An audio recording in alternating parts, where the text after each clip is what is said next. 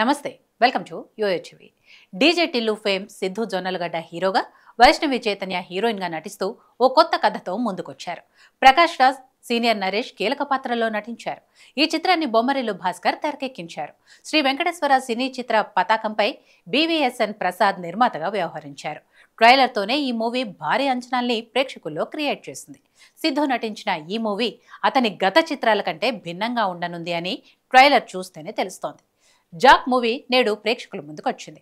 ఈ చిత్రం ఏ మేరకు ప్రేక్షకులు మెప్పించిందో చూద్దాం. కథ విషయానికి వస్తే ఈ మూవీ స్టోరీ అంతా ప్రధానంగా hero Siddhu Jonnalagadda, Vaishnavi Chaitanya police officer పాత్ర పోషించిన ప్రకాష్ రాజ్ మధ్యలో నడుస్తుంది. డ్రగ్స్ మాఫియా నేపథ్యంలో జరిగే కథ ఇది.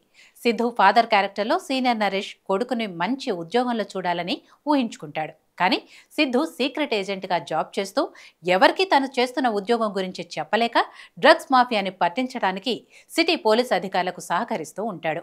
ఈ చిత్రంలో చార్మినార్ సీక్వెన్స్ సీన్స్ ప్రేక్షకుల్ని బాగా ఆకట్టుకున్నాయి. ఇందులో హీరో సిద్ధు పాత్ర పోలీస్ డిపార్ట్మెంట్కు సపోర్టుగా ఉండే జాక్ పాత్రలో చక్కగా ఒదిగిపోయారు. చాలా ఎనర్జెటిక్గా జాక్ క్యారెక్టర్లో ప్రకాష్ రాజ్ని కన్ఫ్యూజ్ చేస్తూ విలన్లని మట్టు పెడుతుంటాడు. హీరోయిన్ వైష్ణవి చైతన్యతో లవ్ ట్రాక్ యూత్కి బాగా కనెక్ట్ అవుతుంది. DJ Tillu square movies flavour ఈ చిత్రంలో ఉండేట్టు డైరెక్టర్ జాగ్రత్తలు తీసుకున్నారు. బేబీ చిత్రం తర్వాత వైష్ణవి చైతన్య తన పాత్రతో ఆడియన్స్కు మళ్ళీ బాగా కనెక్ట్ అయ్యారు.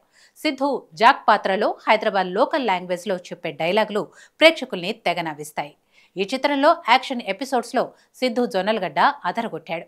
ఈ మూవీతో హీరో సిద్ధు, డైరెక్టర్ ఒక ఎక్స్పెరిమెంట్ చేశారనే చెప్పాలి. ఇక ఈ మూవీలో ఎవరెలా చేశారనే విషయానికి వస్తే, చిత్రంలో సిద్ధు జొన్నలగడ్డ యాక్షన్ సన్నివేశాల్లో కొత్తగా ఆడియన్స్కు బాగా కనెక్ట్ అవుతాడు. ప్రకాష్ రాజ్తో చేసిన సన్నివేశాల్లో సిద్ధు పోటీ పడి మరీ నటించాడు. హీరోయిన్ వైష్ణవి చైతన్యతో వచ్చే లవ్ సన్నివేశాల్లో సిద్ధు తన బాడీ లాంగ్వేజ్, డైలాగ్లతో థియేటర్ని హోరెత్తించాడు.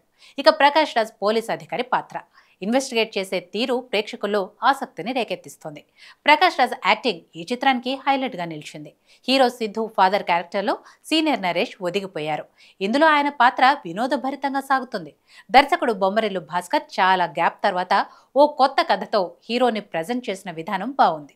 మళ్ళీ ఈ మూవీతో డైరెక్టర్ భాస్కర్ కంబ్యాక్ అయ్యారని చెప్పొచ్చు.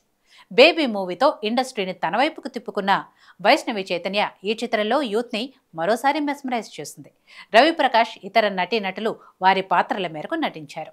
విజయ్ కె చక్రవర్తి సినిమాటోగ్రఫీ కొత్తగా ఉంది. అచ్చు రాజమణి మ్యూజిక్ బాగుంది.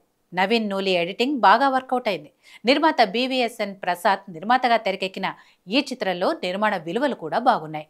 చివరిగా జాక్ మూవీ గురించి చెప్పాలంటే, జాక్ చిత్రం అన్ని వర్గాల ప్రేక్షకుల్ని తప్పక ఆకట్టుకుంటుంది.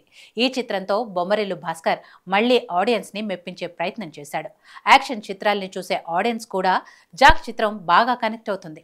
డీజే టిల్లు స్క్వేర్ తర్వాత సిద్ధు జొన్నలగడ్డ ఓ డిఫరెంట్ రోల్లో నవ్విస్తూ, లవ్ సీన్స్లో యూత్ని గిలిగింతలు పెడుతూ, యాక్షన్ సీన్స్లో అదరగొడుతూ సిద్ధు జొన్నలగడ్డ మూవీని బాగానే ఎంగేజ్ చేశాడు. యూత్ కోరుకునే అన్ని ఎలిమెంట్స్ జాక్ మూవీలో ఉన్నాయి.